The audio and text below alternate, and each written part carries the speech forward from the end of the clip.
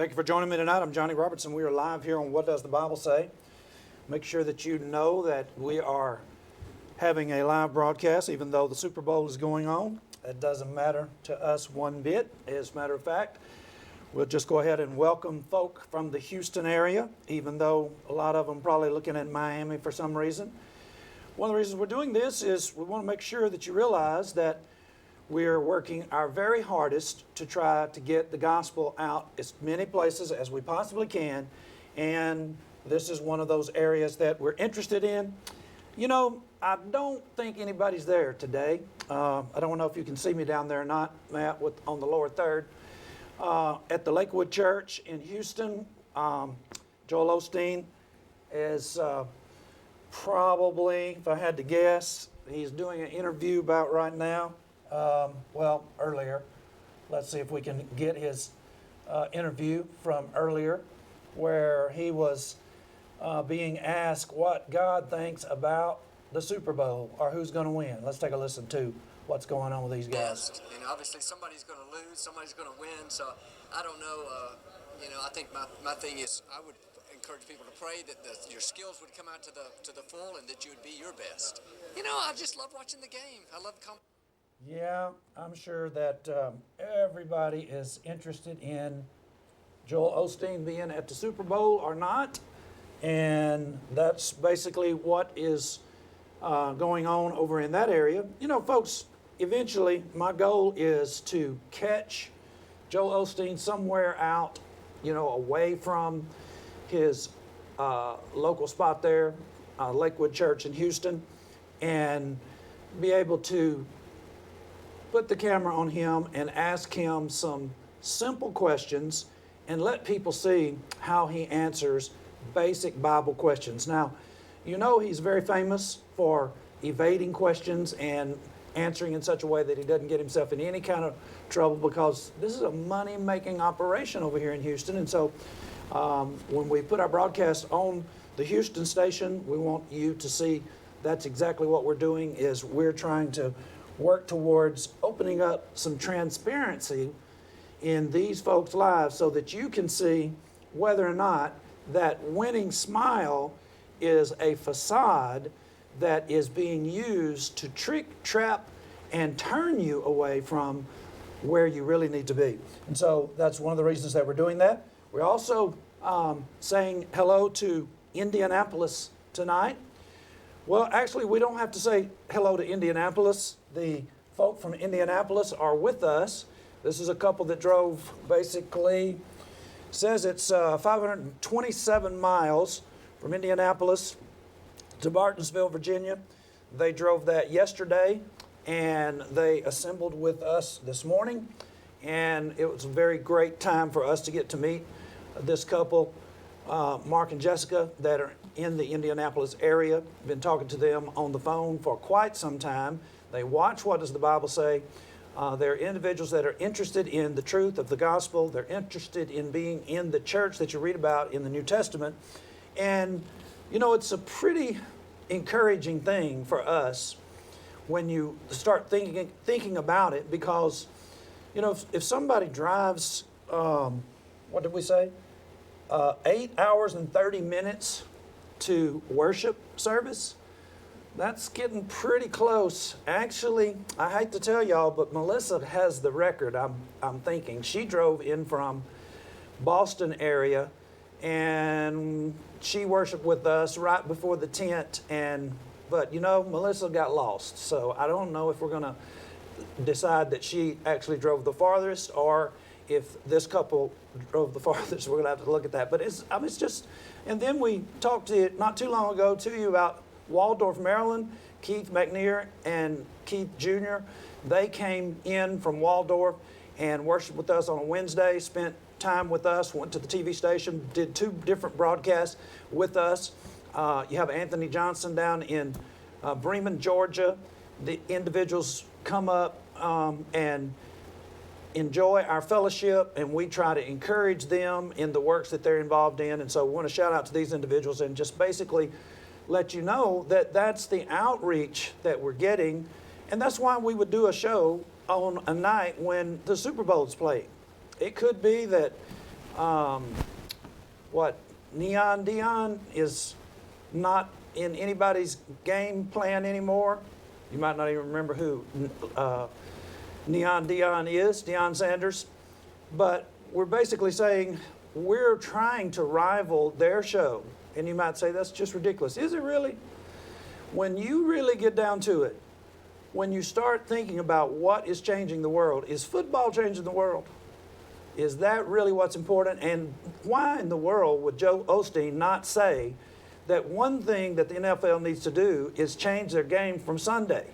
And the NASCAR folk need to do the same thing.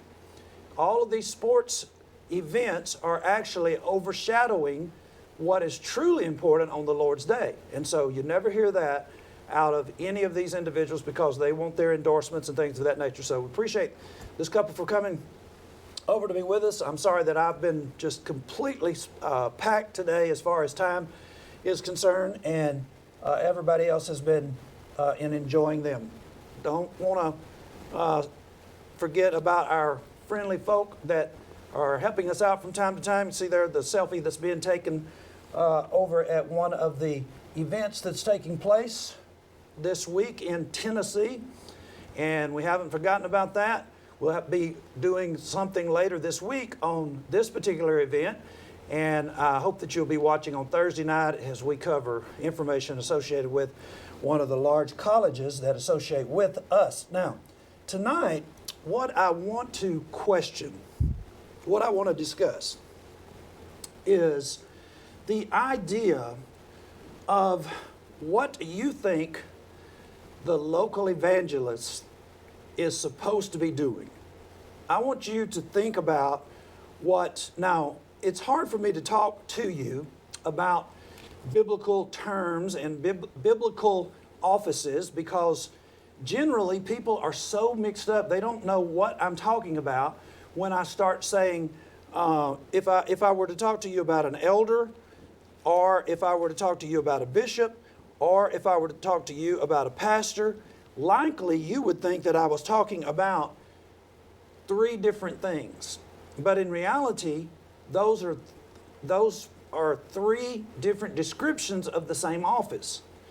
Those are individuals that are overseeing, visiting, looking after, feeding. Those are all terms associated with those words. And then if I were to say to you, when you think about what the gentleman is, that you probably don't even know really what this particular title is, or this particular description. It's not really a title. It is actually, we used to have a sister all the time that wanted to call me Evangelist Johnny. And she was a nurse, and so I just, kind of was messing around with her, and I said that I was going to start talking to her, and every time I addressed her, I was going to say, Nurse so-and-so. You see, she was actually trying to give me a title so badly, and it was because, we were close. I taught her and her husband. They live in Atlanta, Georgia now. And we were studying all the way over in Greensboro when we first started studying. And so it was because of the background, denominational background. She was having a very difficult time in regard to trying to figure out how to address me. I am just Johnny. But if you want to talk about the work that I do, and you wanted to say Evangelist Johnny, that would be similar to me if I were still driving a truck and you called me Truck Driver Johnny, or if I was still a bricklayer and you called me Bricklayer Johnny, or if I was involved in a warehouse, like taking care of a warehouse, if you were to call me Warehouse Manager Johnny. Why not just call me Johnny and realize that this is a particular work? And so in 2 Timothy chapter 4, verse 5, but watch thou in all things, endure afflictions, do the work of an evangelist, make full proof of thy ministry. When we're talking about what it is that is supposed to be accomplished by individuals who are evangelizing the world, and sometimes a person might say, well, now, I don't know that I signed up to be an evangelist. Well, what is your function? You see, that's one of the reasons why the religious arena and the scene is in such chaos. No one really knows what anyone else is supposed to be doing, or they don't even know what the Bible titles or the Bible works are. Now, I'm going to jump ahead just a quick minute and come back here and put this in play right quick. Here is a book that has actually been put out. And this book is put out by a gentleman. Now, he's way down here in the bottom on the list. His name is J.C. Richardson. They're celebrating their 100th year of existence in July of 2019. So this church is telling you they're out of their own mouth that they only have been around for 100 years. Well, I know that's not Jesus' church. And so what this book is about is, this is J.C. Richardson trying to tell you about the contemporary Church of Christ. When in the world does he get off saying contemporary when he's only 200 years old or only 100 years old? It would seem to me that the book ought to be about him. But in this book, he actually writes to try to help our community. He watches our broadcast. He got real upset about some things on the broadcast, and he decided that he would come over and do a broadcast with me, and we were supposed to have a debate. And he actually took the entire time. I'm reading on page, 14, 15, and he says some things about us and individuals that he thinks started the Church of Christ, even though you can read about the Church of Christ in the Bible, and we're reading about evangelists who are spreading the gospel of Jesus Christ in the New Testament tonight. He says, since the rest of us are under no obligation to follow the mandates of St. Thomas Campbell or Apostle Alexander Campbell. You know, the funny thing about him putting this book out in answer to our broadcast is they actually have an apostle in Danville whose name is Campbell, Lawrence G. Campbell. They used to call him the apostle of the world. And after our debate, they realized that he isn't even really an apostle in the sense that the apostles that Jesus had that were witnesses of his resurrection were. So, but that's what I'm saying. This is the issue that we're dealing with tonight, is we're dealing with the idea of what is it that you are supposed to do. The first thing that I just basically want to know is, does anybody know that you exist? You know, when we're talking about how churches get themselves into the limelight, well, why do you want to be in the limelight? I don't really want to be in the limelight. What we're trying to do is we're trying to get a message out there that will, in fact, stop the confusion, stop all of the infighting and things of that nature. We're trying to get a message out there, and individuals don't really know what it is that they're supposed to be doing, and oftentimes people are taking their marching orders or cues from pastors like they see, like Joel Osteen, that wants to have a huge ministry. Now, you might say, well, Johnny, you're on television, and one of the differences you're going to just like immediately recognize is the people that are associated with us, this is not a money-making event. That we don't have anybody that we're asking money for. We're not passing a plate to 10,000 individuals. You might say, well, you don't have 10,000 people to pass the plate to. You can get on our YouTube and see we have plenty of individuals that if we were wanting to go that route, that all we would have to do is start saying so. What we're basically interested in is getting the message out. You might say, well, you're in a very small area. And I would say back to you, that's fine. That didn't seem to bother the couple that drove all the way from Indianapolis to be with us. And let me just give you a little glimpse of how people actually look at the power of the gospel or the lack thereof. Take a listen. What's the Bible say? Yes, caller. Yes, I was calling to just ask you a quick question. Okay. Do you know any preacher that's worthy in your eyes? Because you down every preacher that I know. Okay. I'm going to ask you the same question I asked the other caller. How many lords do you have? One. How many faiths do we supposed to have? many do you have? No, you were doing fine, ma'am. We're reading the scripture. I got Ephesians 4:5 right up in front of you. Go ahead. Force your mouth to go ahead and say what Jesus wants you to say. Just one. Just one. Okay. One. Okay. I don't know any preachers that will preach this. They all preach you can do it your way. Church of your choice. I have no honor, no respect for any of them unless they will say we're all supposed to have one faith and that's it.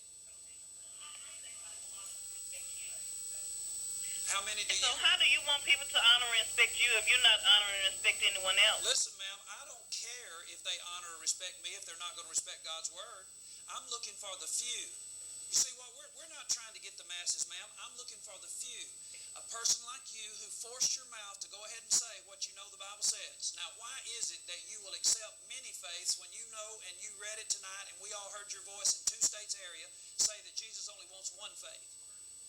How can you go to sleep tonight knowing that in your heart you will accept many faiths? Ask your question. Can I get an answer from you on that first? How many people do you have in your congregation? Okay. You will accept many faiths. Ask your question. Can I get an answer from you on that first? How many people do you have in your congregation? Okay. Question. Can I get an answer from you on that first? How many people do you have in your congregation? Okay. Now, see how that seemed to really be a big thing for her?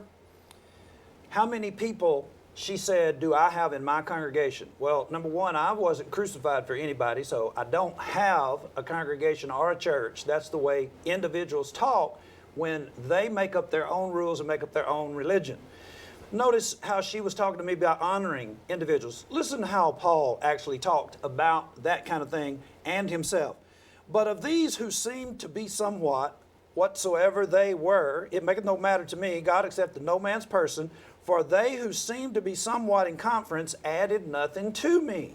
Now she wanted to know, how is it that you expect others to honor you when you're not going to honor them? And she started this by, is there any preachers that is worthy to me? Listen, if individuals want to be honored, the first thing they need to do is be a faithful minister of the gospel. You need to minister the true gospel and not something that brings about the 100-year-old Church of our Lord Jesus Christ, Inc., that is headquartered, I don't know where the headquarters are, but I know where the headquarters for Jesus' real church is. The headquarters are where the king is. And so, you see, basically Paul was saying, this is not about honoring one another, and it's not about getting in some conference. And we looked at J.C. Richardson. He is in a big conference, and he's down there at the bottom, 100-year celebration. That's not what this is about. And all this kind of thing is not what it's about. Well, you might say, well, what is it about? What we're trying to do, and what any one of you can do, regardless of the fact of the amount of numbers, that's not how things actually worked in the New Testament. Have you ever noticed in the New Testament, we're actually in Acts chapter 19, and when we first start here in 19, we only have like 12 individuals that when the Apostle Paul himself was preaching, there were only like 12 individuals that were associated with him right off. And let's see, we're in Acts chapter 19, and I'm thinking that it's going to be 12. That's just what I'm saying in my mind. I don't know if all the men were about 12. So you got 12 men in verse 7, and surely there's some wives in this. And so there's not a large crowd of individuals, but notice what happens. Acts 19:26. Moreover, you see and hear that not alone at Ephesus, but also throughout all Asia, this Paul hath persuaded and turned away much people, saying that they be no gods which are made with hands.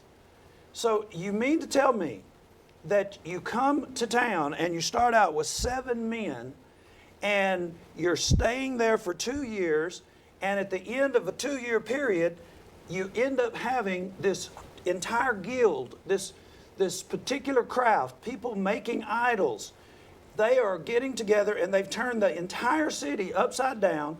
They're having basically a riot, and they've all gone into the theater, and what are they saying?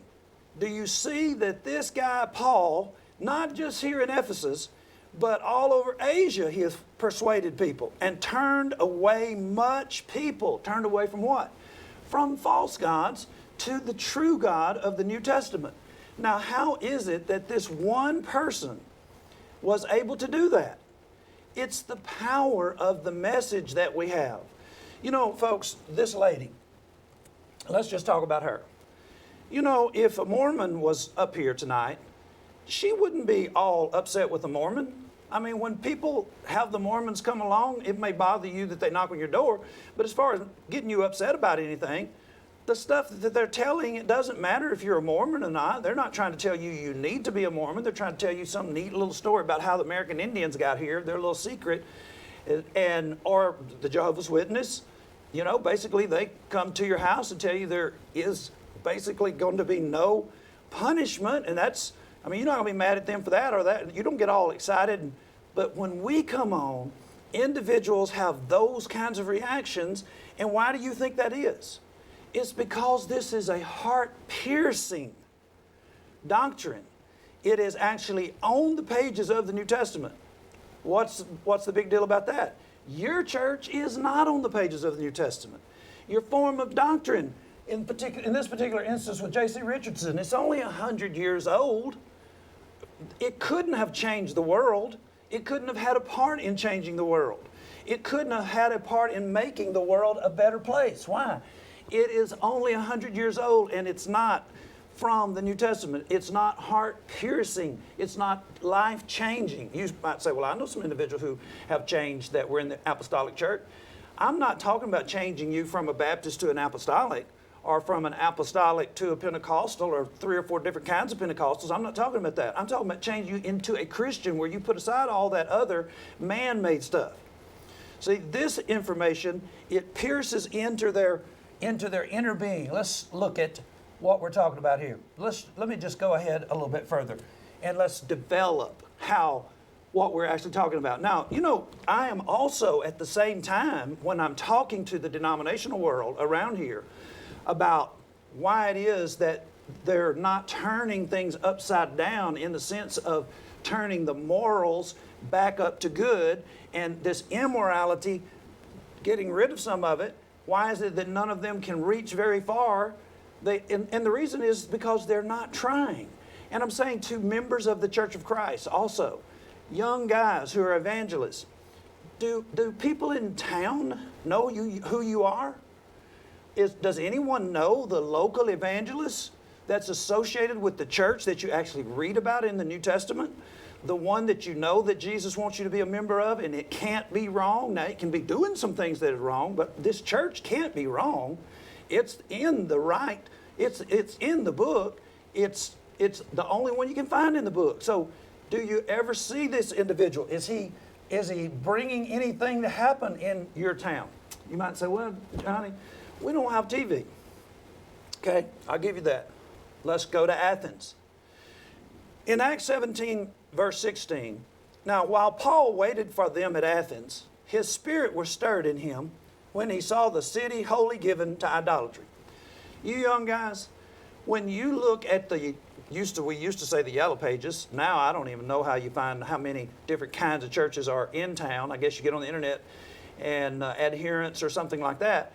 Are you not stirred up in the sense of knowing that Jesus said in Matthew chapter 12, verse 24 and 25, that a city that is divided against itself is not going to stand? Does it not bother you that that is actually the status of the area that you're in? Jesus knew their thoughts and said it to them. Every kingdom divided against itself is brought to desolation. Every city or house divided against itself shall not stand. Now, basically, you are putting Jesus on trial to the test here by trying to have all these different kinds of religions. And I'm asking you young guys, does it stir you up? You say, yeah, but what can I do about it? When Paul waited for them at Athens, what did he do? Verse 17, therefore disputed he in the synagogue with the Jews and with the devout persons in the market daily with them that met with him. Let's go and look at that. Acts 17:17. We got our handy Bible program here that lets us look at the language behind the English translation here, and we basically get the word up here, the agora. You know who also was in that same spot before Paul? Another person that you would know, even though he's 2,300, 400 years old. Socrates was in this very same place. He also was disputing in the agora, in the marketplace. He was disputing with the philosopher of his days, and they ended up doing the exact same thing with Socrates that they did to Paul. They brought him to the Areopagus. Let me just put it on the screen. I'm not going to get it out. Say it again. Areopagus. Now, here it is right here. This is basically the high rock of the war god. It is a place where you would go for trial, make your case, and be listened to, but you also can find yourself on trial. And if you know anything about Socrates, you know that he didn't get to go away. He ended up having to drink hemlock, which was poison. He ended up losing his life for his particular stance amongst these philosophers. But other individuals, you heard of him. You've heard of Paul as well. The question is, why is it the case that no one knows you in your area? Now, you might say, that just doesn't work either. Okay. Let me just give you an example. Now, you're probably not going to like this. But you see, it's not about the let me do it this way, because this other woman actually says something to me that you really need to hear. Okay, this is probably what you would like to hear. And it's probably maybe the zone that you're going to stay in. Take a listen. Yes, caller. Hey, Johnny. Hey, How are you? I'm good. A man of God is supposed to be peaceful, right? I'm trying, yes. You're not doing it. Really? Okay, can we see if we can have some consistency tonight? Well, do you pass the plate during your sermons? No, I don't. You don't? No. Oh, okay. Well, I think you're a false prophet. Okay, now have you actually seen any of these people that have broken our cameras, put their hands on our individuals who come peaceably to their meetings and things of that nature? And would you say those are not men of God who have done those things, or am I the only person that you're going to lash out against? Johnny, you cause conflict. Okay, Jesus caused conflict too. It seemed like they killed Jesus on a cross. But he did not put his hands on nobody. I haven't put my hands on anybody. We've had people put their hands on us. Haven't you seen? You're up in somebody's face. Am I? That's not right. I've really been up in somebody's face? You're a man, walk away. Okay, so these people who get up in our face and take our cameras and break our equipment. See, I didn't make any headway there, did I? I'm supposed to be a man of peace, and I do try to be peaceful. But you know what? The devil is not going to allow peace to just always be there. That's his job. I'm basically trying to preach and teach this heart-piercing gospel that turned Ephesus upside down, because these individuals believed that Diana was their god, and Paul had convinced not only Ephesus, they had just burned like 50,000 pieces of silver worth of books that had to do with witchcraft and things of that nature in Acts chapter 19.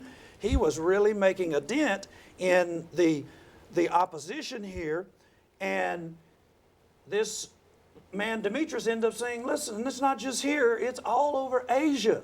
So was Paul always involved in peace when he was being run out of town and beaten? And what's happening here?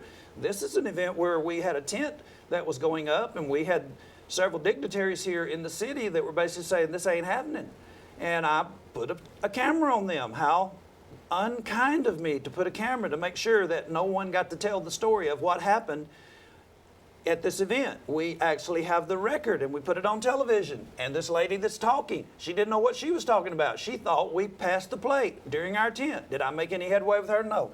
But I'm saying, That's generally what people are saying. It has to be, if there's any ruckus, then you can't be a man of God. Well, I'm saying to you also, you don't have to have a television program, but if you're going to have a record of what you're doing, then it can just as easily happen to you as far as the record is concerned. Here is Paul, the record of what Paul is doing, and it had gotten all over the place. They didn't have TV either. But the fact that Paul was so relentless, so determined, stirred within himself to remove this idolatry, which was not helping anybody. It's actually corrupting the entire world. That's where we are today. Covetousness is idolatry, Colossians 3:5 says. It is corrupting our entire world, and we have to be relentless. Now, we basically go on the record to this particular place, and I want you to listen to how this went. When I think about what God's done for me, it makes me want to praise the Lord. I don't see how that could confuse anybody. It may confuse you, but is it confusing to God? But aren't we supposed to worship Him in spirit and also in truth?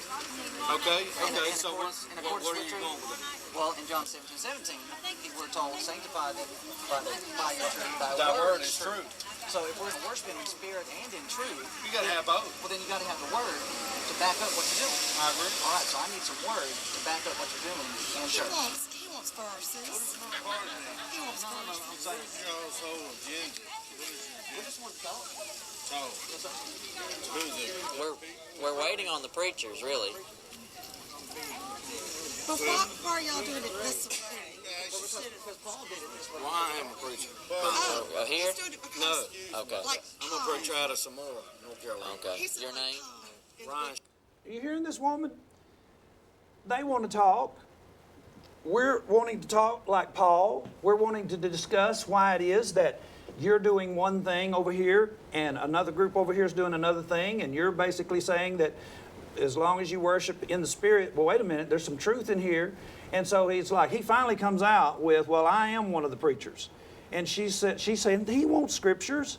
And, before you get too excited, well, let me just go ahead and let you hear some more of it. handled it this way. He said it's because like Paul handled it in Acts. It's why they're handled like I'm gonna this. say something. Excuse me. If you even ask anybody, could you record? I don't What have is your point? Sir, do you realize there's another woman in there that was recording also? I'm saying, So are you what are you gonna do with the record that you record right now?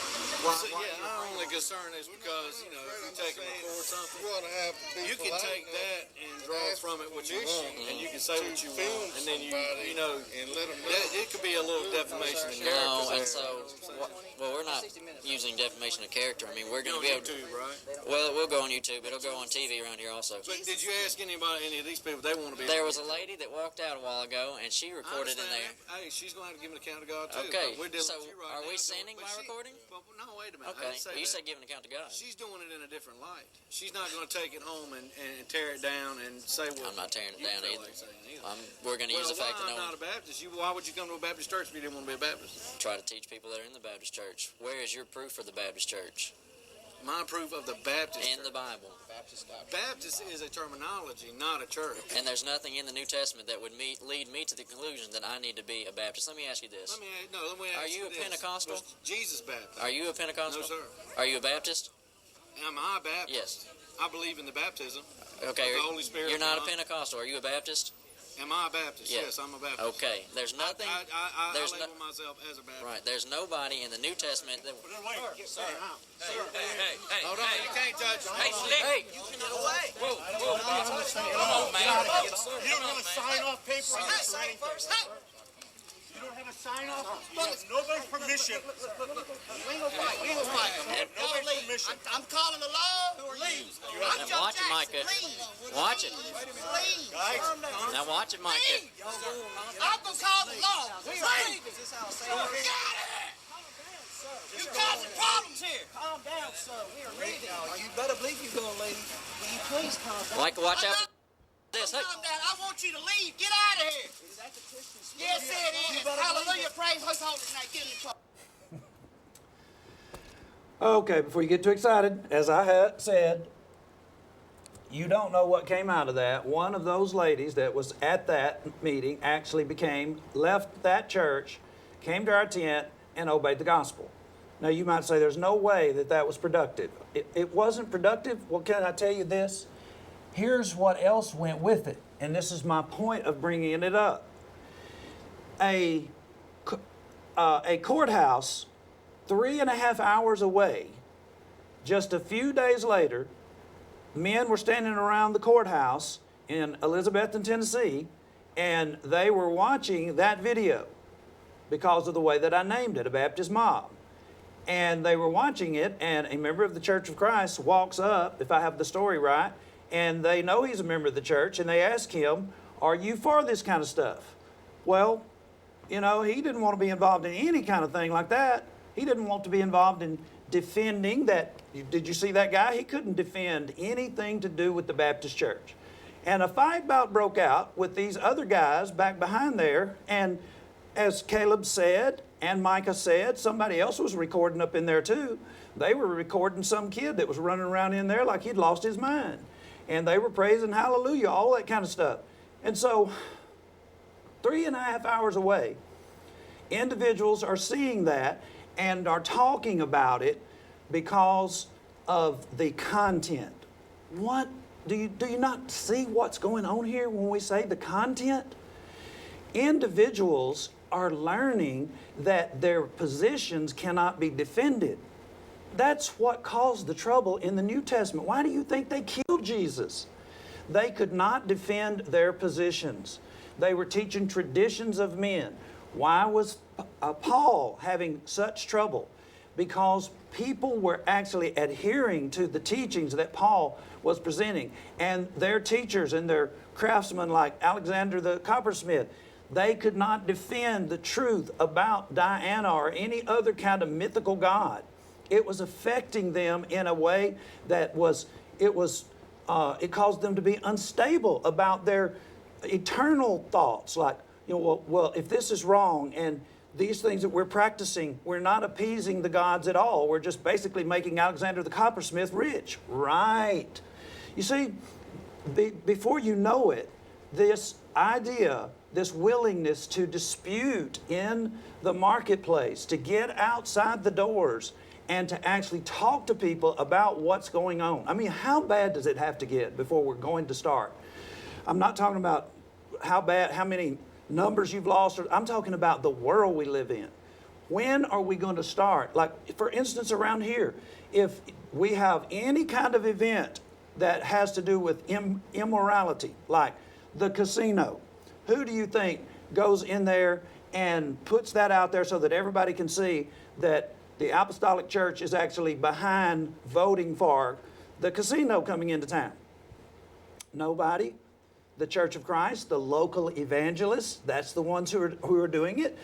Now, I don't do that to get on the news, but you're going to get on the news because it is news. If a person who is a true follower of Jesus steps up and makes an argument that stops the opposition, that they can't answer, how do you know it's stopping them? Did the casino come in? Maybe so. But the way that you know that it stopped them is they couldn't answer. They started acting in a different kind of way, like what we're talking about here, like this behavior over here. Individuals start talking about an individual on the city council, and the city council meetings are taped, and he says, you don't have permission to tape me. It's just, see, you start moving into ridiculous behavior, and then you know you're acting ridiculous, and so what do you do then? You start getting frustrated, and then you start acting up. And guess what? Then you start having this kind of scenario where people realize Lawrence Campbell's people cannot defend their doctrine. J.C. Richardson cannot defend his doctrine. J.C. Richardson says he's having a special day to talk about the Church of Christ next week, and he's going to be talking about the Muslims too. So I really wonder what Malvester's doing about right now. If J.C. Richardson's going to be discussing us and the Nation of Islam at the same time. But we already have his book, so I know what he's going to say about us. A whole lot of misinformation when he's really the contemporary, not us. We're talking about what does the Bible say, and he can't answer. Now, folks, this is basically what we're saying. This dispute was heard at a courthouse 3 hours away. And so you're going back to that video and where the woman said that I'm causing trouble. Listen, the devil needs trouble, doesn't he? Somebody needs to cause some trouble with the devil. Now, here's another event that I'm going to show you. When we're talking about the changes in our world, do you realize that in our local libraries, there's a book by a guy named Pomeroy who was a co-author with Kinsey, the person who wrote the book on male human sexuality? His co-author wrote a book about boys and sex, and in it, he actually promotes some of the most unbelievable. And so notice what we have here. This woman's name is Judith Reeseman. What does she own right now? She's on this particular show, she's on C-SPAN talking about her book. She worked for Ronald Reagan. She was the juvenile justice head for Ronald Reagan. Had a $600,000 or $800,000 war chest. She went to war with Playboy, Hustler, and the different pornography personalities. And she basically did a lot of good work. And in this regard, why would I not be trying to work on some kind of scenario where I'm going to be involved with her? I'm actually looking for her video, and here it is right here, I do believe. She's right down the road at the largest university in the United States, what they claim. And I'm in her office, and look what we're doing. Just be thumbing through this, and I'll continue to look through 4 and 5. Boys and Sex. It does exist. Yeah, it's there. It's in every well, catalog in Roanoke. And he's also quoting in here. You know, he's quoting Kinsey on the dog. I mean, on the sex with the animals there. And yeah, I mean, it's in all of the old copies. I didn't realize it wasn't even. You know, it didn't pop out at you. It didn't pop out at us because every time we would call a library to get it, by the time we would get there, it had been removed. Don't really even know. Do you mind if I sit there? No, that's fine. Great, thank you. I think the first time that I came across Kinsey, I was reading a sociology book. So see, here we are. Why cannot we turn back some of these pages and investigate these individuals and prove that Kinsey, rather than being a hero, made out to be a hero by Liam Neeson, the man was a pedophile, simple and plain, a pedophile. And she's been spending her life trying to prove to individuals that that is the case. And so tonight, as we look at the opportunities that we have, you might be saying, well, Johnny, that's just you. That's the opportunities that you have had. No, that is not the case. Notice this. I'm asking the simple question, are you known in your area? And you might be saying, well, you're really talking about you. Let's just see if that's the case.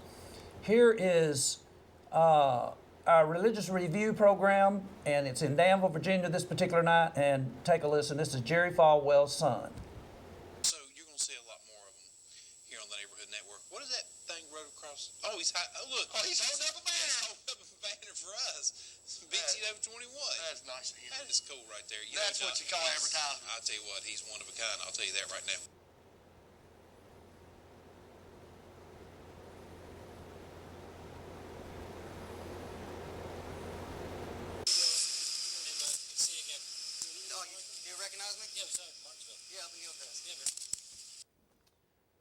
Jerry Falwell's son, Jonathan. I don't even know if Micah's 19 years old there. And one of the biggest churches, schools, pastor around already knows who Micah is. Why? Because he knew that the local Baptist in Danville had tried to have Micah put in prison because Micah was at an event that was public that he was invited to, where you were supposed to get to ask preachers a hot topic question, and Micah had a recording device as did everybody else in there, if they had their cell phone, but they decided after 21 days to take out a warrant on Micah and take him to court. And Jonathan knew about it. And everybody knew about it. And you might be saying, well, okay, what's so important about that? What is so important about that? You have a venue where two professors from one of the top religious schools in the United States advertise all over the place that they're going to answer your hot topic questions. And you go and they don't. They have their questions already given to them. It is just a sham. And the one question that Micah was going to ask Dr. Towns, co-founder of Liberty, he was going to ask him why he actually failed to show up on a scheduled debate with me, where he had actually said on camera that he was going to do that. And as a result of Micah being arrested, Jonathan Falwell knew exactly who he was. And so, folks, we're saying this is not rocket science to get outside of the building and to start approaching people that you know are using material for their life, for the correction of their life, for the straightening out of their soul and their family and the citizens around us, that is false. I mean, does it not matter? Does it not matter that sports has taken over Sunday? I mean, when I was young, you didn't even have baseball on Wednesday night. You didn't have kind of practice on Wednesday night. And the world was a different place. People were concerned about getting together and studying God's Word. Why? Well, when I was young, we had just gotten finished with the Korean War and World War II, where atheists and despotic leaders who hated Christianity were trying to take over the world, and they almost did it. And people who believed in God and the power of God and the need to have Christianity be brought into those nations that had been taken over by all these communists and atheists and things of that nature, they were congregated and they were studying back then. And it was a better world. Now, there were problems back there. Nobody's saying that they're not, but we're basically saying this is what we ought to be doing. Take another listen. Why can't you be involved in just anything that has to do with straightening out what you know is wrong?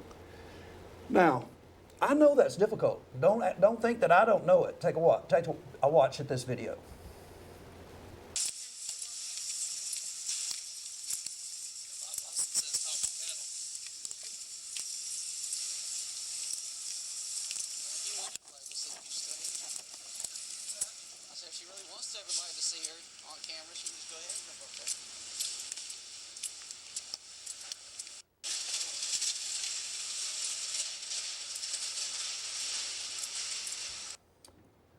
Walking in Liberty University, into the office of one of the highest, most well-known and recognized debate team captains, teachers, whatever you want to call him. He's the one who coached Mitt Romney during the presidential campaign. He already been on television saying that he was going to have a debate with me under one of our tents, and he didn't show up. So what are we doing?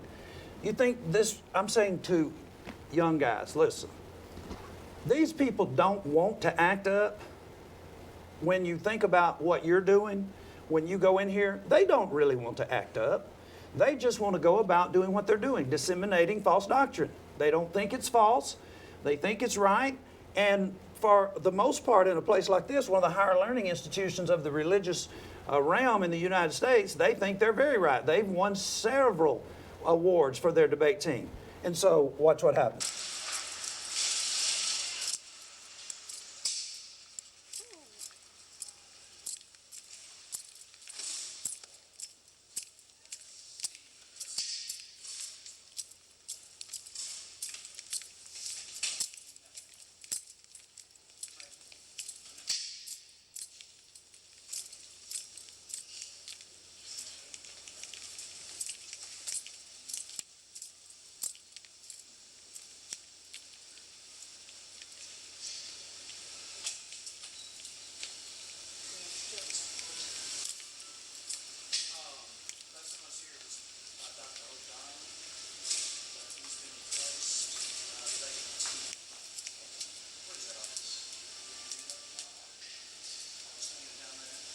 to back doors. Second one.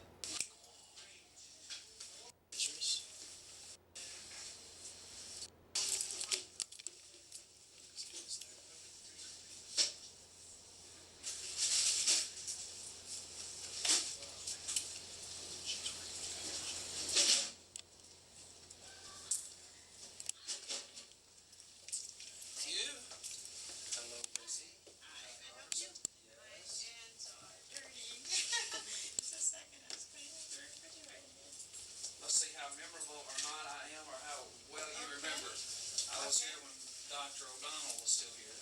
Okay. We were going to have a mock debate, maybe of sorts, with his guys down in Martinsville. Okay. Remember that? Yep. And Right there. What do you think I was doing? Folks, it's from the marketplace into the halls of higher learning, having Brett O'Donnell actually back down, and then the president of the Theological Seminary also agreed to have a discussion and refused to have the discussion, eventually caught lying about his own conversion and being fired from Liberty University. How do you do that? You might say in your mind that there is some character, there's some characteristic that I have that somehow or other enables me to do this in a way that you couldn't do that. Are you watching me? Can you not tell that I'm up in there trying to figure out what in the world that I'm supposed to do next? There's no script for this kind of stuff. Did you hear what I said? There's no script for this kind of stuff. This is basically you being stirred in your spirit. I happen to like Brett O'Donnell. I did not have a problem with him at all. As a matter of fact, I was pretty amazed that he wasn't nearly as, I thought he was going to be very sure of himself, and he's not really the kind of debater that we're talking about. They do a whole different style of debating where they're talking so fast and they're just rattling stuff off, and it's a competition. It doesn't have anything to do with the truth, really. They just debate for debate's sake, and we were going to debate marriage, divorce, and remarriage because Jerry Falwell had changed his position in 1999. But I'm saying, this is just sheer determination to get individuals to recognize that you're not teaching what the Bible says. There's nothing glorious about this at all. Let me tell you. I'm up here right now. I've been up since 2 this morning. My back is killing me, and I'm fixing to have to drive on one of the worst roads in this area where deer are running everywhere, 40 minutes to get back to my house. There's not anything in this at all that has to do with fame, fortune, and glory, not money, extra money, none of that. As a matter of fact, we just got 4 new hours of television broadcast so we can do even more. What if something happens to this station in the next 2 or 3 years and we didn't use all of our resources and our energy? I'm saying, and when you say, what energy? Look how old you are now. Micah and Caleb are right here with me. They are known. They actually are being published in the newspaper every other day locally. They are known by these individuals and have opportunities to be on television and to be in the marketplace. And you might say, well, yeah, they're loving TV. No. I said today that we had new TV time, and the first thing Micah said, we need to knock doors and tell people about the new broadcast. You see, that's how this works. It's you being the local evangelist. You basically saying, I'm going to evangelize, get the good news about Jesus Christ, the truth of Jesus Christ, the truth that you read about in the New Testament. You remember the verse that Micah used when he was talking to the guy that they couldn't get the guy? Am I a Baptist? Are you asking me? Am I a Baptist? He just, he really didn't know what to say. And you may think that nothing was happening there. That dude knew that he was about to be caught, just as sure as anything. He knew he was fixing to be caught. And so that's why he was having trouble, because when you ask somebody a question and you don't know what they're going to do next, that's when you know you're going to be in trouble. Sanctify them through thy truth. Thy word is truth. Jesus, God, wants us to be sanctified. In other words, set apart, different from the rest of the world. And how do you do that? Thy word is truth. If your church is not even in the word, then there's no way that you're sanctifying for God.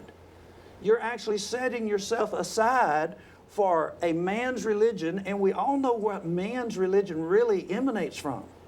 It emanates from the enemy. And so what we're saying is if you're not determined to do this, you should quit. Really. I mean, you're hurting yourself. You're hurting your family. Do you know how many persons who are in the pulpits, children, end up leaving the church altogether? Why? Because they know that it's not real what you're doing. If you're not really getting out there and trying to change the territory that you occupy, the space that is your realm. 2 years Paul was in Ephesus, and in 2 years they had a stir that was just unbelievable. And Paul wanted to go in to the theater there in Ephesus, and his friends, chief men, kept him from going in. And he did go and into the high place in Athens and speak to individuals. It's just simply amazing how that Paul was able to go all over these places, and he was determined to go to Rome as well. Now, friends, this just really, it is, when I say not difficult, what I mean by this is you do not have to be one of these guys that puts on as if they're super smart. And I'm talking about preachers in our brotherhood. What this takes is just simply sheer determination. And when you don't know the answer, when you're discussing with someone, but you also know they're not using the truth, and you go back home and you study and you get prepared for the next time, each time you do that, you become a more formidable foe. We're actually supposed to be in a war with individuals who don't teach the truth. All this business about parading around amongst ourselves and not really getting anything accomplished, that's not really what God is wanting us to do. Listen to this. Where you from?